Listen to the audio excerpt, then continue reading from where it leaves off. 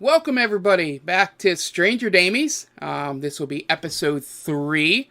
Yeah, doing this. They decided to come back. I didn't scare them off in the first session here, so we are back to entertain you all. We're back on twitch.tv slash GameVaultPod. This will be on YouTube, and it'll also be in our podcast forums, so be on the lookout for that.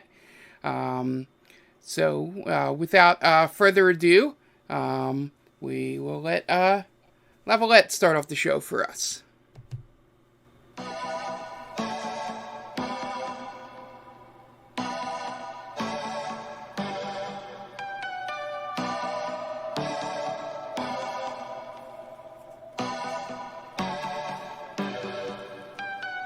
Looking for an answer. Looking for an answer to my soul, baby. Take me away. Looking for an answer.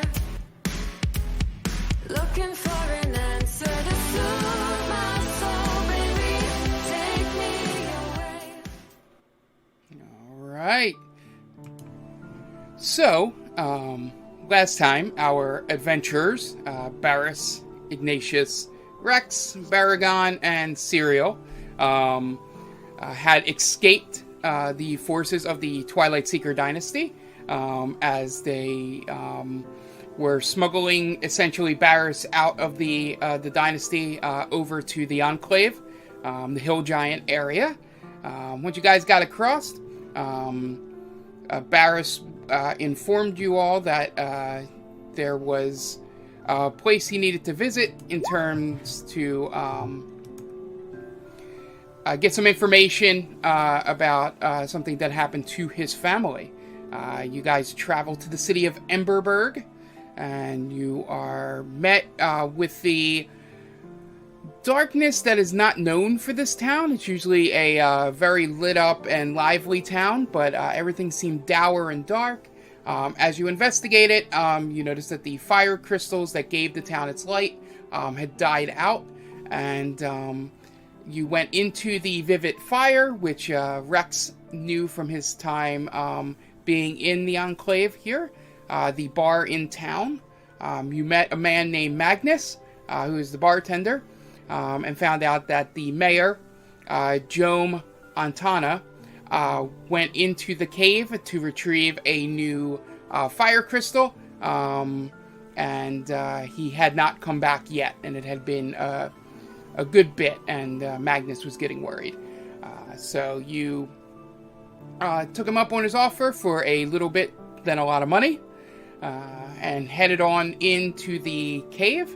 Once there, you were confronted by some kobolds, and then a group of gnolls and their werewolf leader.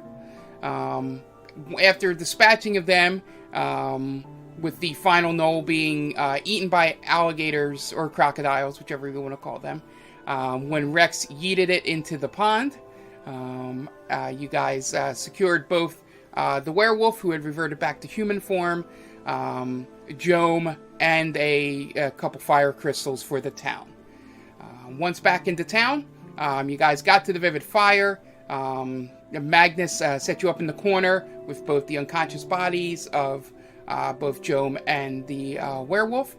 And then Joem awakened and said to Barris that he had some information on the Delacroix. And that is where we left off, guys. So as you gather around the table here, Joem gets a little bit more of his senses about after speaking to Barris, and he looks over and notices the unconscious body next to him, and goes to Magnus. He's like, Magnus, take Lon down to the cages in the basement. We will talk to him later. And Magnus picks up the unconscious body and takes him into the basement. And Joem looks around and goes, thank you guys. We'll talk to him. We'll get the fire crystal, going at some point. But I think I need you guys to come on upstairs here. How hurt is Joem? He's looking rough. a little bit of blood, dry blood on the nose. But it seems like he can move around, but you wouldn't want him in a fight. I'll cast Cure Wounds on him, first level. Okay. Give him a little bit more. Yeah, and you reach down and you touch Joem. The light fills his body, and you instantly see him get a little more spry, and his dragonborn scales look a little more brightly colored than they were. And that's 6 points. He heals for 11 hit points. 11? Okay. 11 points. Yep, Yeah. 11. So he goes, thank you, friend. And I only really know the fancy fellow over there. What is your name, sir? My name is Bergond. Thank you, Baragon. You are a kind soul. So let's head on upstairs where it's a little more private, and we can get everything out of the way there. So he goes over and locks the door to the Vivid Fire and leads you guys upstairs. He looks over and explains, that him and Magnus, are retired adventurers, and he's been gathering information on the Six since he settled down in Emberberg. And he makes a snide comment that being the mayor has its perks in terms of trust of the people of the town and the history, the town records of the area. Once inside, he opens the door, and when you walk in, you see what would equate to a Pepe Sylvia board, but instead of just one room, instead of one wall, it is the entire room. There are notes, paintings, pieces of paper written in different languages hung up. They're all connected by different threads and nails. He walks to the back. He starts rummaging through some large scrolls. He picks up one, tucks it under his arm, walks to the table, clears off all the paperwork that's on that table, and he lays out what looks like the map of the area. And we will go to, for the people at home, the full screen map. Let me hope I did this correctly. I want to check one thing in studio mode here before I... Yep, okay, it's good to go. So he lays out, and you see the map is just the section of the continent of Volsaf. That's just the independent states and sort of the southern enclave of hill giants there. This full screen map is brought to you by Stone Age Gamer, so be sure to check out our link below. Here you see the areas that you are currently in right now. This would be very familiar to both Wrecks Ignatius and Surreal, as you have traveled up and down this river and area a whole bunch recently. And he lays in, he goes up. So this is generally, and he points out where he had sort of sectioned off the map, the area of the Six. Do you guys... do you have any knowledge of this? No, not that I can remember. Yeah. No, I think I only learned about the Six like a couple hours ago. Yeah. Same here. I have no idea. Yeah. From a very helpful barkeep. Yes. Magnus, when he gets nervous or upset, tends to overshare, would probably be the correct term for it. He just gets really worried about me whenever I go out on my own, so it's gotten us in trouble a couple times where he actually sent people that wanted to kill me over without knowing it. I can see that happening. Yeah. But thankfully, you guys were more than helpful. I guess I'll give you a brief rundown of the Six. Feel free to ask any questions or anything as I go through. And he points to the map and goes, so you guys have already encountered Lon, who is known as the Beast. He controls the area from Embersburg to the Petrified Forest, the Petrified Evergreen Forest. His minions control all the travel on the land, and they are known to employ everything from goblins, kobolds, gnolls, all the way up to trolls. Really, he just took advantage of the hill giant's sort of laissez-faire attitude to people here, and grew his influence while they sort of left him unchecked, because he hadn't really instigated with them or interfered in their affairs, so he was just able to sort of harass the smaller races and take control of the area. Normally, if he does bother you, it is more because he deems you worthy of his trouble. Essentially, he's not going to harass just people that don't look like they have a whole lot or aren't really, a threat to him. Honestly, the only reason you ran into him was because he seemed to be wanting to hold down the crystals in that cave. And this is the dude I threw in the river, right? In the water? No, you had thrown one of the gnolls in there. This is the unconscious body you guys have in the basement. So, Sure. Now, why did he want you? I sort of was interrupted his plan of sort of taking control of the crystal industry. So he kind of just knocked me out and thought, my assumption would be he thought it would be a good ransom to have the mayor of the town there. Sort of maybe get some money, had some influence. Essentially, always looking for more power that doesn't involve angering the giants. Sure So- thing. Fabula Nova Crystallis. Got it. Yeah. So you keep this beast in a cage under your bar. No, that's just for right now. That cage is usually meant for any criminals or, people that sort of make a ruckus at the bar. We just decided to put him down there now while he's unconscious, so that we can question him a little bit later about the exact plans that he had. Cage should be able to hold him, hopefully. We haven't really tested it on any of the 6, so fingers crossed. But for now, Magnus is looking over him, so we should be good, at least for the next couple hours. So, So you hold people that come into this, bar that cause a ruckus. You put them in a cage. is that? Am I hearing that right? I really like that idea. I need to start.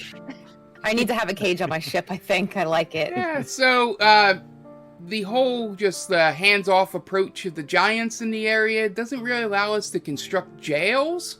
So I kind of had to do a makeshift one that they wouldn't really know about for any issues we had in the town. So I thought the best place would be to put it below the bar because I know that Magnus would be able to, take care of anyone that tried to escape or anything from it until we decided how to deal with them or turned them over to the giants, one or the other. But Lon is for lack of a better term, he's a different beast. So we're just hoping that we can get some kind of evidence or questioning out of him, and then let the giants take care of him. But for now, I think we're good. I don't know why I find this so funny. This idea that people get too drunk and start a ruckus, rather than kick them out of the bar, you put them into the basement. I'm trying to figure out, is there a police station of some kind, or just like... No, not really. The Enclave is not... the Enclave tries hard to not be a carceral state. However, sometimes it's helpful to have a drunk tank. Yeah. That's why this is owned and operated by the bar, not by the government. Yeah. You offer them alcohol, and then they get too drunk, and then you put them in a cage. It seems a little bit like entrapment. Okay. Very much like This- entrapment, if you ask this- me.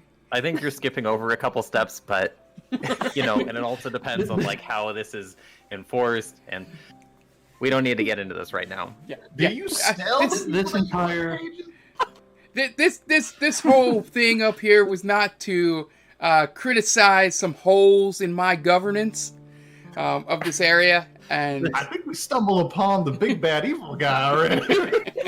Found him. Look, this Barris, entire I'll be time, happy to sit you down and explain the law enforcement philosophy of the Enclave at some other point in time. But for right now, what matters is that there's a werewolf in a cage in the basement. This entire time, I'm usually scanning it's his not a Pepe werewolf, Sylvia it's board. just a drunk guy. yeah. So Okay, so Mark, Rex drags is- Barris to the side and goes into a rant about the political philosophy of the Enclave. Well, we don't need to do that on stream, but our characters will be back in a few minutes, in like 20 minutes or something like that. and Is there anything that sticks out on the Pepe Sylvia board to me? I'm scanning it now to see if roll anything stands out. roll an investigation check. Okay. Ugh, terrible 6. 6. So basically, you see everything that ranges from crude drawings to very detailed drawings of monsters, but you haven't really encountered many of them. There are some items that look familiar to you. You can't really ascertain if what they're from or anything. You sort of like see them go, then I'll come back to that, and then you sort of forget about it as you go through the rest. So it just looks like kind of what you would assume like an investigation board would look like. Nothing pops out with the 6 in there. Yeah. So Joem goes, all right. So the next one is probably pertinent to you, Surreal. The sea monster. Patrols the port city around Astoria, and sort of the waters around it. He really only interrupts when he sees a threat or a profitable, haul for his brigade. The items that I can figure out, and he points to a board that has like a whole bunch of question marks and different photos and stuff on the wall, and he goes, the only thing I could really figure out about him is that he seems to go by 3 names, or technically 4, but the 3 names, he goes by Chapman, Hennessy, and McGowan when people encounter him on land, and then he goes by Riku when he's in the water. And just for those Final Fantasy nerds out there, the spelling is Ricou, not Rikku. Or Riku. Yeah. Yep. Yeah. So, he's like, so I don't really know what this person's name is per se. I don't really go to Astoria much, so yeah, we'll leave it at that. The only thing I can find evidence of is that he seems to be the first line of defense for any ships or armies that from both the where the ice giants are or the Dominion try to come in and maybe interrupt the workings of the 6. So, and one source down there told me that if you've not encountered any of his followers on the sea or in the oceans, then he just has not deemed you worthy of his time. Yeah, I'm not sure if you've run into him yet. I can't say that I have. Hopefully we And don't. we want to keep it that way. Yes. Yeah. Agreed. I want my ship in Yeah, one piece. I don't think I'd want to run into him. It's probably We're not a not cage prepared. big enough downstairs to hold him either. No, I Probably do not. I do not believe the sea monster would fit in a cage in my basement. And then The next one, and he points to another part of the room, he goes, is the unseen one. He's known locally as Claude. No description of him, obviously from the name. He seems to terrorize the coastal town of Shermer. His motivations seem, unknown. Some there see him as a savior and embodies like an embodiment of the gods that brings wrath down against evil people. Others see him as an unrepentant killer who chooses his victims randomly and without prejudice. There's not much agreement in the town there. He seems to have, both a godlike devotion and, also a fear that a god can put on. He said the only thing I have pertained is that he seems to be what's known as the Immortal One, his go-to chosen assassin, which would make sense, being that you cannot see him. So if you ever are in Shermer, be sure you guys keep your eyes wide if you are causing any trouble or poking into things that most people wouldn't poke into. Then, a little bit north of there, is where the brain-dead oaf, who calls himself Karloff, he has a grip on a small town of Hilldale. He rules that area with strength, and he dares, as most people here, anger the giants to the north, as they are probably the only ones who he believes can challenge him. He does demand payment from the local government to sort of stay away from the town. This allows them to have tourists, make money, and keeps him nice and rich. So, most people that come through that town have no knowledge of Karloff at all. But, if you do wander a little bit out of town, you might run into him and his gang out there. Everybody good so far? Any questions? Yeah. Taking it all in. All right. This is very important if you're going to be around this area to know this. Especially for people as strong as you, that you were able to take, the beast out. So the last two seem to be kind of at odds with each other, but kind of a working frenemy type relationship. The crooning phantasma, better known as Christine, haunts the city of Hawkins and tends to cast her power from behind the scenes. She terrorizes the area with creatures from unknown locations. Some said they even seen them emerge from the ground. Their descriptions have varied, and you see he points to two different drawings on the wall, and he goes, one says it looks like some weird, multiple Venus flytrap in the head area, and others say that it has two baboon heads. We're not sure if these are the same monster or two different entities, but the one thing we have discerned is that if you arrive in Hawkins and you anger the Phantasma by either direct conflict or interrupting a plan she is implementing, you kind of should run once you start seeing any kind of hole in the ground and something emerging. Please be very aware if you ever end up in Hawkins. That seems like good advice generally. Yeah. This is true. And then finally, the one we probably have the least information on is the Immortal One. Name unknown, description unknown. The only thing we gather is that they seem to be the unofficial leader of the Six, and reside somewhere between the four cities of Hawkins, Shermer, Hilldale, and Astoria. They seem to never leave the compound, wherever that is, and the other five dare not challenge his power.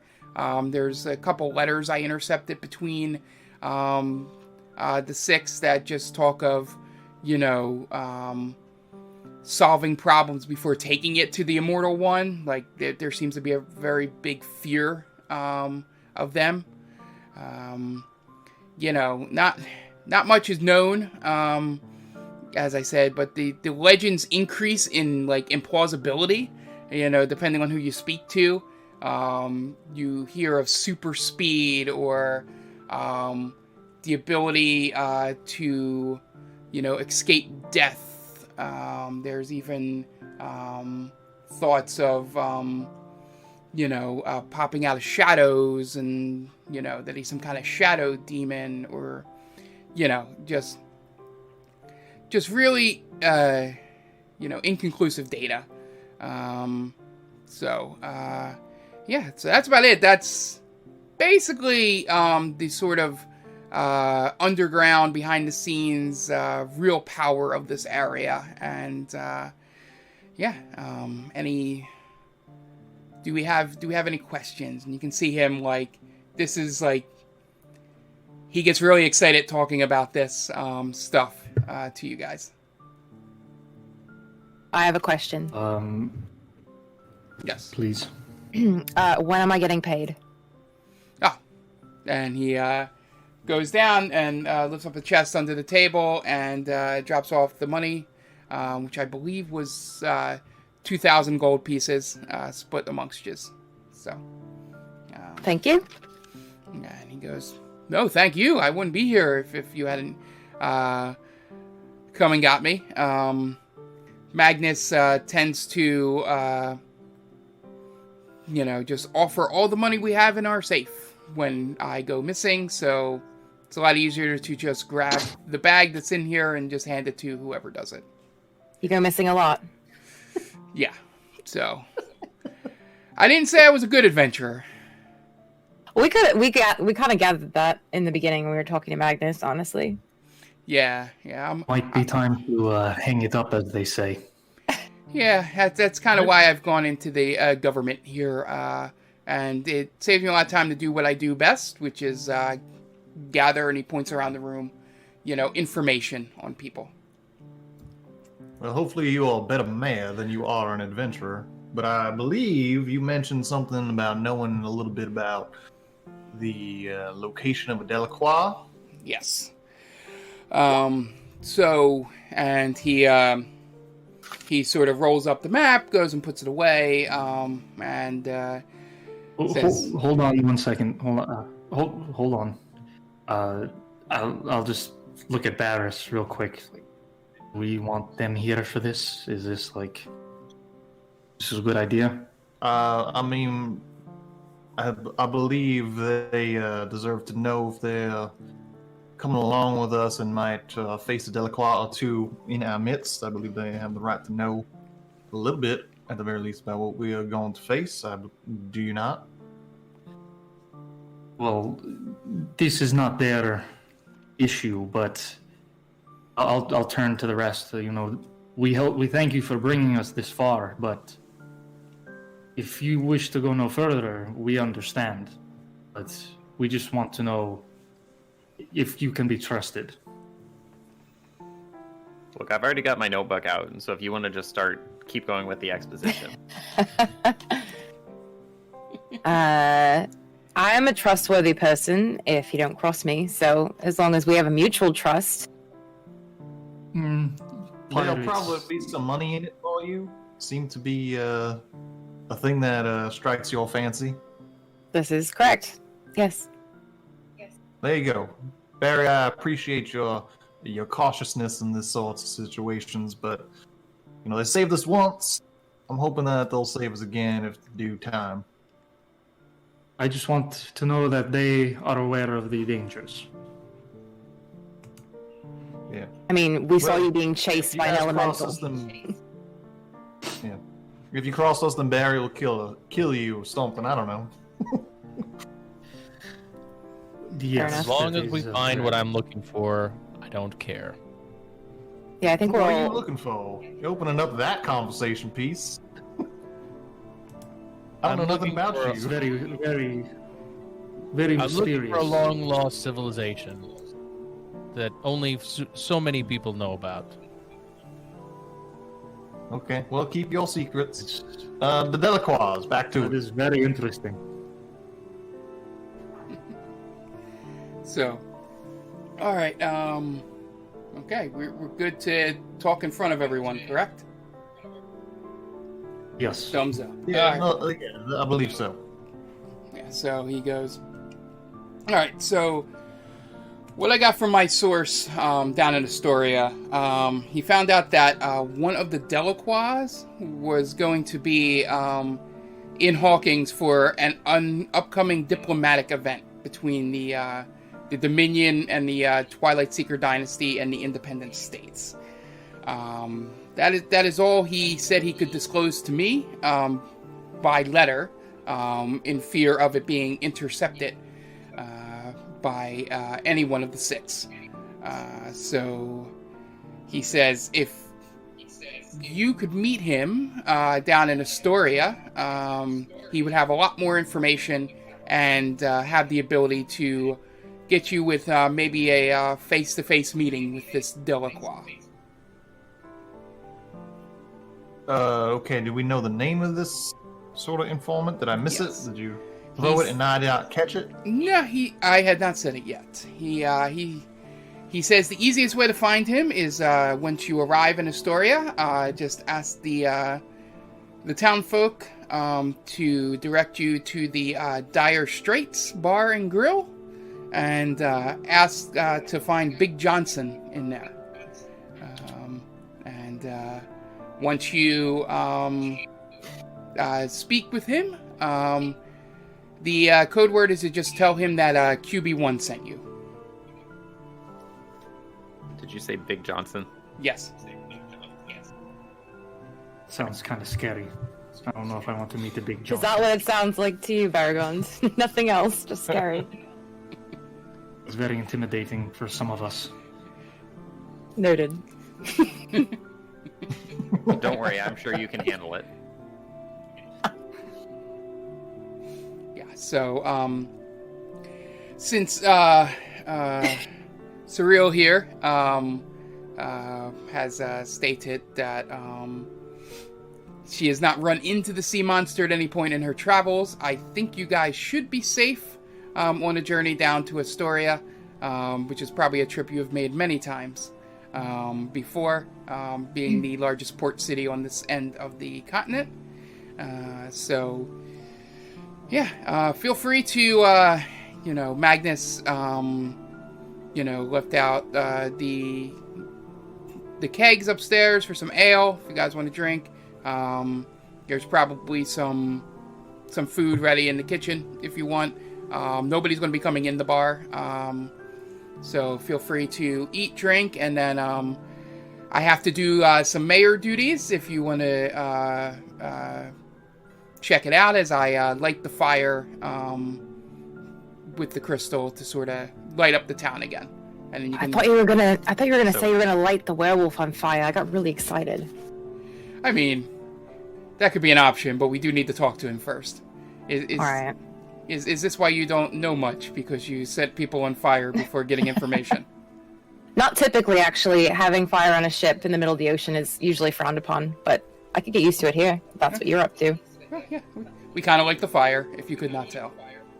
So Yes. the nightlife of the town had died because they didn't have lights, and they now have lights, right? Yep, they're gonna have And lights also- shortly. Yep. And also, part of Rex's faith is that he needs to spend 10% of his income on fostering community and stuff. Yeah. So Rex is going to be spending this time organizing an event Okay. to celebrate the nightlife returning, and I'm going to be spending 40 gold on that, making that happen. Okay. All right. So as the rest of you head on upstairs or downstairs, actually, and sort of intake in some ale and some food, Rex goes out into the town and sort of gathers up the people that he has interacted with before here, and just sets up like a sort of like a catering area, and just sort of things as a celebration for this light coming back on, and reigniting the town sort of invest in some little small businesses and things like that with that 40 gold to sort of kickstart everything as part of his tith that he needs to do for the Church of Rock and Roll. So as you guys gather, Joem comes down in his formal gold and maroon sort of formal wear, and he looks at the group of you and goes, so it shouldn't take too long. In about 5 minutes, we're going to be doing the lighting ceremony, which, to be completely honest, I am making up on the fly here because the light has not been out in 300 years. So there's really no record on what to do here. So feel free if you guys want to, have a couple more drinks, talk amongst yourselves. In about 5 minutes, we should be good to go. And at this point, Rex, you re-enter the bar after doing your community outreach there. We're all still together at the moment, you're all in right? the bar, and Joem is exited, and Magnus is still downstairs with Lon. I'll move over to Surreal. Would you feel more comfortable staying on the ship tonight or staying in the town? That's a good question. I mean, I'm always more comfortable on my ship. It's really up to you guys, I think. It sounds like the two of you are in some shit. So what would you be more comfortable with? I guess is the better question. I would feel more comfortable on the ship because no one knows that the ship is here. But whatever Barris is up to, he has specific tastes for his leisure moments. I've noticed that. We can be on the ship, but why don't you, you could check with him and see what he wants to do. I'm afraid my ship is not very luxurious, so you might have a better time in town. So see what he wants to do. Have you've been to Astoria, correct? Yes, I have. I've pretty much been all over the independent city-states in my travels. Okay. Do you know if we're walking into a good area, a bad area? The independent city-states really aren't great areas. That's kind of why I'm able to travel so freely around here, if you catch my drift. People don't really take well to people like me. But it's kind of an area where if you don't make a ruckus, people don't really pay much attention to you, as the mayor was pretty much saying. So I feel like if we lay low enough, we should be all right. Okay. Do you think we might have to count on you, maybe some connections that you made down there? So we'll be leaning heavily, it might seem, on you. Is that okay? Fine. You did make a comment about pirates before, sounding a little bit untrustworthy. So are you comfortable with that? I've known some pirates in my time to be... I believe the word is two-faced, and we've just met, so... I'm going to take a big drink after that one. You now know you have two targets with you. People are in high demand, so most pirates I know don't have much in the way of, what is the word? Honor? Honor is the word? Again. Well, you'll just have to get to know me and see what I'm about. Well, I hope that we can grow to trust each other. I agree. That would be helpful. And just so you know, just because that sea monster hasn't made an appearance to myself does not mean I am not worthy of it. Because I heard what the mayor said, and I am definitely worthy of a sea monster battle. I just wanted to put that out there. It really bothered me. Well, do see battles on your own time. I don't want to be a part of that. Well, if you're on my ship, unfortunately, that involves you. Just saying. Very good.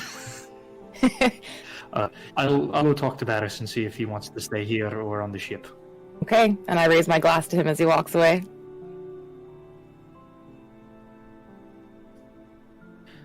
Barris. Good What news. seems to be trouble, Barry? How do you feel about sleeping in your own luxurious room with a view of the sea? Well, what are my other options? It sounds pretty great the way you're describing it. It's the best Are there option. any other honestly. options? It's, there are, but they're not Okay. good. They're not fit for you, in my opinion. All right. Well, I mean, yeah. I mean, oceanfront property is always preferable, is it not? So Very that much sounds so. great to me. I'm amazed that Okay. you have able to make these accommodations already. After what we've been through, I think this is the best. It's what we deserve. And I'll start. It's on Cyril's ship. How does that feel? Okay, so it's not so much a room as it is a ship. The ship that we just came from. Yes, but I can get you your own room. How does that Is it feel? that That's same good. that you told me that there? Is it the same room she said there was potatoes in? Oh, That no, room didn't no have potatoes. windows. No potatoes this time. This one, I'll have the crew like make you something very nice. I'll tell them, take care of my friend. Okay, as long as it's not like an embassy that has like suite. Then don't it know seems if like it's the they're- best option. Yeah, I don't know if there are embassies on this part of the We are country. diplomats, are we not? I mean, Yes, this is true, but we'll have I it your don't know. way there. It sounds like this is the best thing that we're gonna come across. I understand that things aren't exactly gonna be like home every time, but let's try to live a little when we have the opportunity to live a little. How about that? yes, I fully agree. This is good work. I'm very proud of you. I just feel as if it might be a little safer. You haven't let me down. Thank you, Barris. I really appreciate it. And we could stay here for a little while longer if you want. We don't have to go now. Just thought I'd bring it up. Okay, let's have a few drinks. Let's try not to get too crazy in here because I am uncomfortable with their drunken, disorderly protocol here. I'm Yes, still we worried don't about want to how end up that. in I cage. don't know why everybody feels like that's a normal thing, but is it a normal thing, Barry? Do inns in and all of- bars have cages? I'm going to be very honest with you. In all of my travels, not once have I ever seen a cage in the basement of a bar. So this is a first. And that's kind of why I don't Very want to happy. stay here. Barry's never seen go-go dancers before. No, I've not. Oh my That god. is not up my alley. So it's not out of realm for me to have pause about something like that. I just want to make sure because I'm understanding that the world is not what I have thought that it was. But cages is a weird thing, right? Yes, yeah. Apparently, the world is not as what I thought it was either. I have not been everywhere, but yeah, I did not think it was commonplace to have a cage and bar. All right. Yeah, like I said, we'll just keep an eye on bad drink-ins too. The other ones that we've joined up with. I don't want to get them locked in no cages either. I agree. Yeah, I'm keeping an eye on them. Just they seem like good people, but we don't. At the very least, they seem useful to us. Yes. If they can get us to a certain amount, get us a certain distance here, and nothing says we can't leave them. If we feel as if we are in more danger with them. But as for now, I think you're right. Maybe keep them with us. All right. So, yeah, let's go drink. Okay. So, Let's do that. yeah. Any other side conversations? Here, one thing that's good. All right. So, you guys finish your drinks, finish the food that you can find, and you head outside, and you see all the setup, and local businesses and the equivalent of food trucks and stuff that Rex has all set up with his 40 gold. And you get there and you see everybody's gathered around the giant pit. You see giants and dwarves and humans and like basically every race here. You kind of get the idea, Barris and Baragon, that sort of this area is like where everybody that does not want to live within the two empires kind of congregates. This side of the continent. So it is a little out of the ordinary for you guys to see such a mix of people in one area. As you walk up, you see Joem in his formal wear has the fire crystal in his hand, and he goes, "All right, people of Emberberg, I know this is the first time this has ever happened, and I apologize for the lights going out, but I think we solved it, and we'll be getting the lights on. We'll get the party started. Thank you so much, Rex, for setting up everything here for this celebration, and then everybody back in the Vivid Fire after this is over." And you see him go, "All right, let's do this." And he takes the crystal, and he takes 5 steps backwards, turns around, and throws the crystal into the center pit. There, it hits. You see the crystal start pulsating with light, just like you saw when they hit him with the fire spell. But in this case, they get brighter and brighter and brighter and brighter, and then you notice like a chain. The lights start flickering brighter and brighter all the way through the town, and all the houses start lighting up, the streets lit up, and this town looks completely different than the one you walked into. And you see the crystal is now a giant, red and orange, just lots of light in there.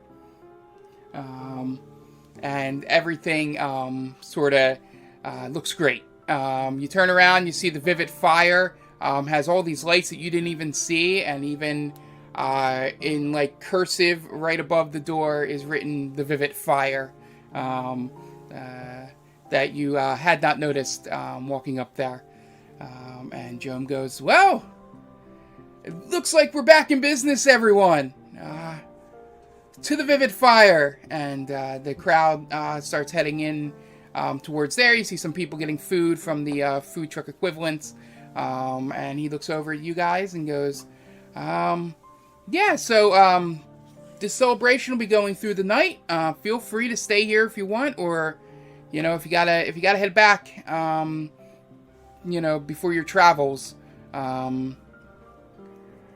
Feel free. And he goes, well, I'll be inside. And he looks over at Barris and Barry and goes, I got to make sure I don't have to put anybody next to the line in the cage downstairs. And he sort of gives a wink and walks into the bar. Still so weird. I'll never get over this. And, yep, so have you guys decided if you're going to make the 2-hour trek back to the boat and stay there for the night, or are you going to stay in town? Forgot it was 2 hours.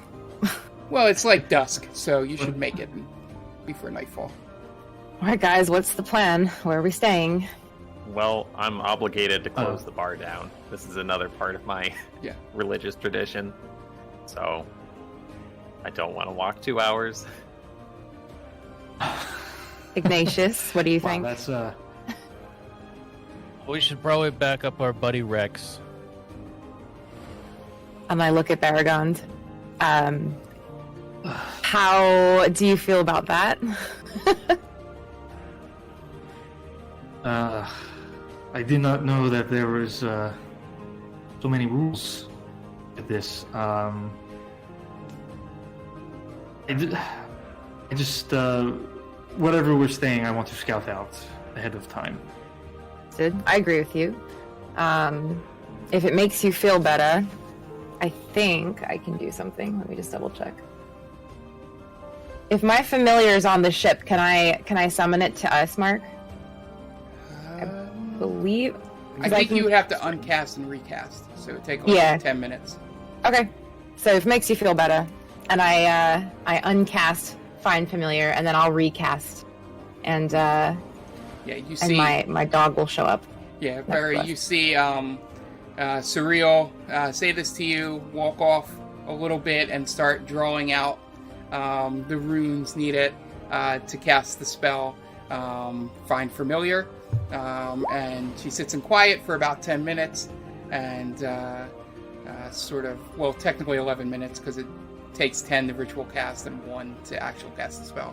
So you see her, and you're sort of just staring, and there's just silence as she had made the grand notion of, my dog will be here, and then sat down for 11 minutes. And I'm just drinking my drink in between doing stuff and not talking to you.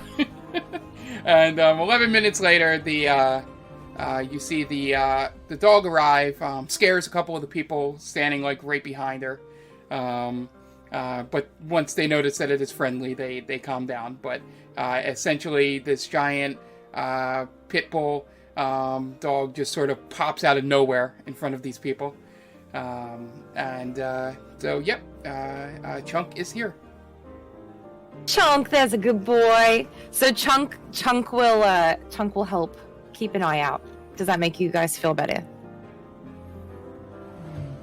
Yes, that is good. So question. Yes. I don't remember.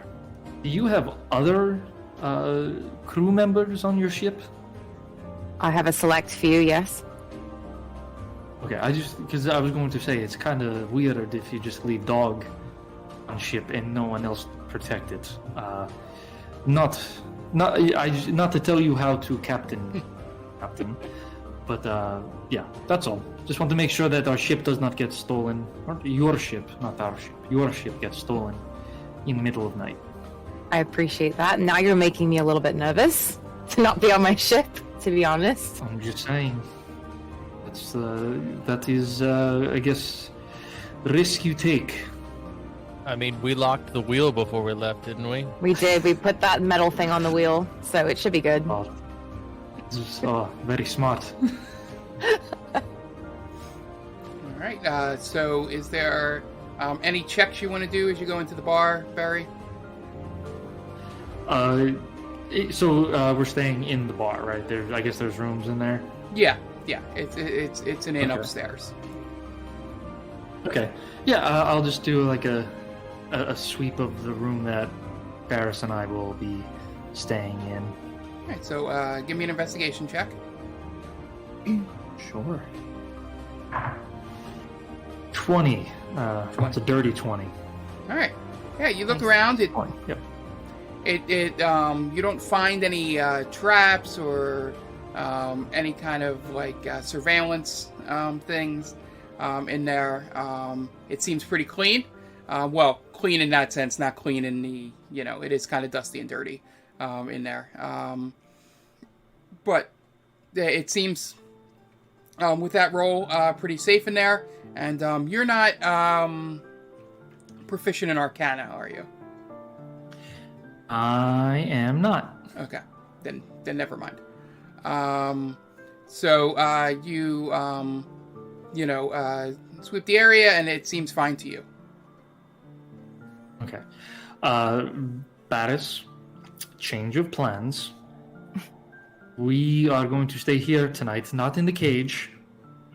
I got us rooms. Is that okay? Yeah, I didn't realize it was going to be a 2-hour walk in the darkness. I will, I'll put something down if the accommodations aren't to my liking, but I'd rather not go trudging back to that ship. I didn't realize I guess I forgot in the 2 hours since we've come from the ship and how long we walked from the ship, I suppose. Yeah, long day. I agree. So I'll keep watch for most of the night, and then just to make sure. This should be okay. I sweep the room. It's okay. Like I said, I trust you, Barry. Mark, when we're walking into the bar, I also want to do a scan to see if I recognize any of the people in there at all. So it'd be perception.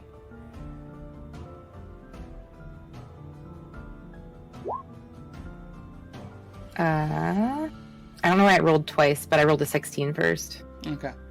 So 16. You don't notice anything in particular.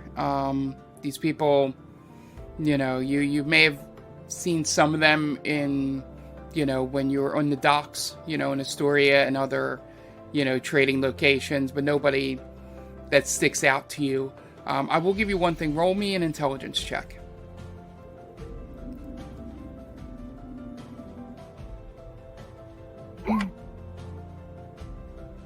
Ooh, that was a natural 1. So I rolled a 3. Yeah, so you don't recall anything that you may have picked up in a room you were previously in. You just looks like regular town folk. You see, Rex doing his thing over there, and so Rex, how do you close down the bar?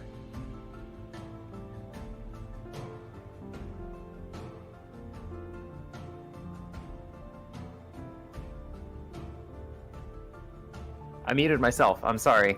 All right. Rex is running the beer pong tournament, and I want Iggy to help me because he's got those gloves of missile deflecting. So he's the only person who can catch and nail the behind the back shots. So I got to have him on my team. Okay. And You got it. beer pong tournament, closing down the bar. I'm not like the one physically closing the bar, just being there until it closes. Yeah. And I don't have anything prepared to say at the end of the night. Yeah. No, that's good. I just want to see what you were thinking. Beer pong tournament is great. Give me D20 rolls.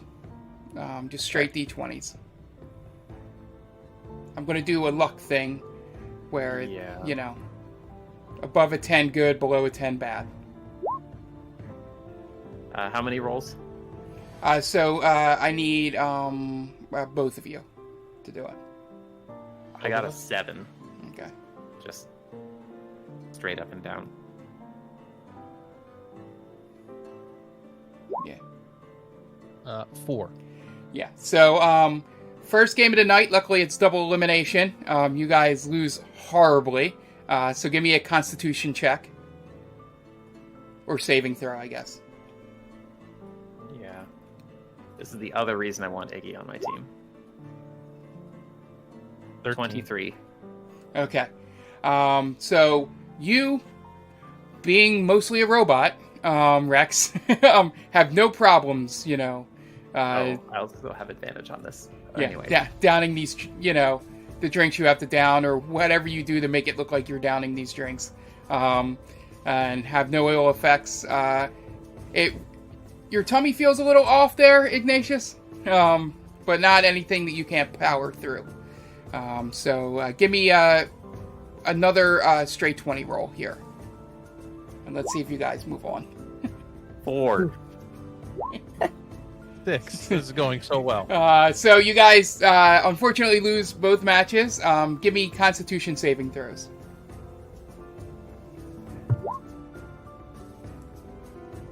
11. 16. Okay. That's the advantage. So luckily, you both stayed above 10. Iggy, you're not feeling too well. You probably at this point pat your good buddy on the shoulder and head on up to your room. After losing these 2 matches pretty handily. And you retire for the night. Rex, obviously you need to stay around, so you sort of shake off the embarrassment and all that and sort of hang around. Just for fun, give me a perception check for you're watching the championship match. 16. 16. All right, so you notice that there's something a little off about the in terms of the way the team that won is throwing the ball into the cups, or the rock in this case, I guess it would be, because I don't think they'd have plastic ping pong balls. I mean, yeah, whatever. So do you? I'll just leave this up to you. Do you confront them, or do you want to just let it be and sort of usher everyone out of the bar? I mean, I'm not like aggressively confronting them, but I want to ask them like, what are their, what's their technique for beer pong? And he goes, because I did not do nearly as well. Yeah. So they go, well, you see, it's this little gnome is to the right, and there's like a human with like a ponytail there, and he goes, well, it's just all in the elbow. You just gotta keep the elbow straight, and it seems to go in there. Give me an insight check.